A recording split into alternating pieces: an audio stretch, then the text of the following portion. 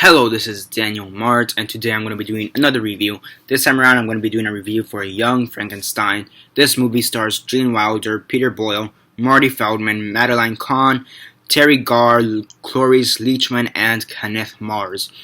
Before I begin though, 10-second spoiler warning as usual. For those who have yet to actually watch this movie and haven't already, stop the video, go check it out, and come back and watch the rest of this review. 10-second spoiler warning as usual, starting now.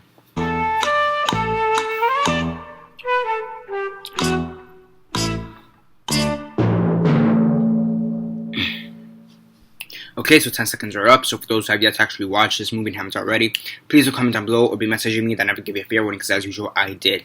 So yeah, as usual, quick synopsis, likes and dislikes, and then narrate. So basically you have Frankenstein's grandson, or great-grandson, Dr. Frederick Frankenstein, because he wants to change his name, or be different from the legacy he already has given due to his name.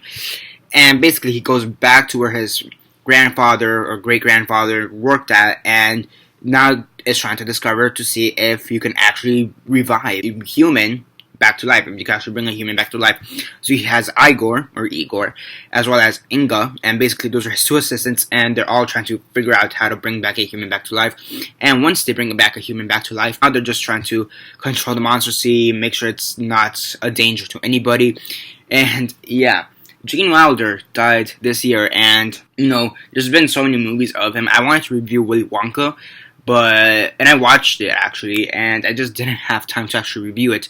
So since it's the Halloween season, why not Young Frankenstein? Why not? It's another Gene Wilder movie, and it fits right here in the category, and it's great in my opinion. It's really good in my opinion.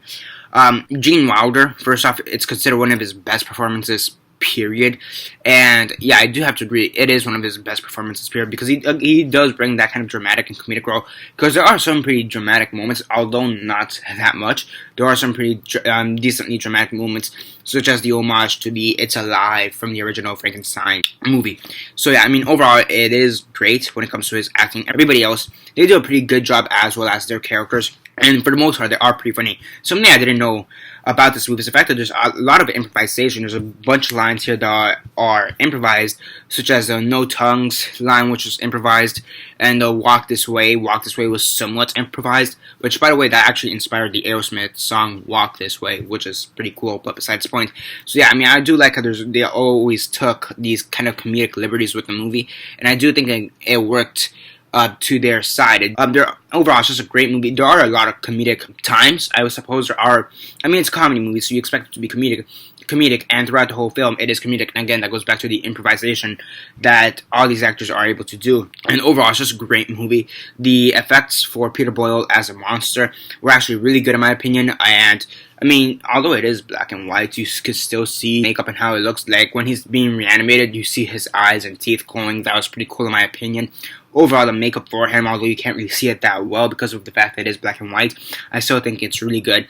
The settings, such as the castle, it looks great, it looks realistic, and apparently they got the guy who worked on the original Frankenstein movies, the first 5, Frankenstein, Bride of Frankenstein, Frankenstein's Return, or whatever, all those original Frankenstein movies. They got him to do the special effects for this movie as well. The set design is what I mean. So yeah, I thought that was pretty cool in my opinion. And apparently they actually credit him properly, because apparently in the original Frankenstein movie he wasn't really credited all that much, if at all.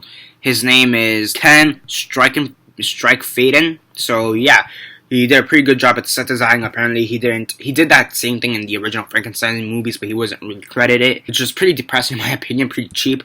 But times are changing, and back in 1974, they wanted to credit him properly. Yeah, Mel Brooks wanted to credit him properly, and I think it is a great thing that he did credit him. And overall, I thought that was pretty cool. Again, the sets as a whole look great, in my opinion. The acting is great as a whole. And the best part about this movie is just the comedy that you see throughout the whole movie. I mean, even Gene Hackman, he has a small role in this movie as a blind man, where he has a soup and he's giving it to the monster, and he just keeps missing the soup and whatnot. I thought that was pretty funny, in my opinion. Overall, it's just a great movie from that perspective, the comedic perspective.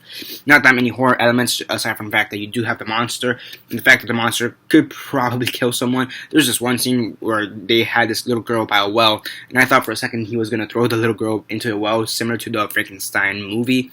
The original Frankenstein movie, where he throws a little girl into a pond and she drowns. I thought they were going to do that for a second, but no, he just tosses her into her bedroom. So, logic.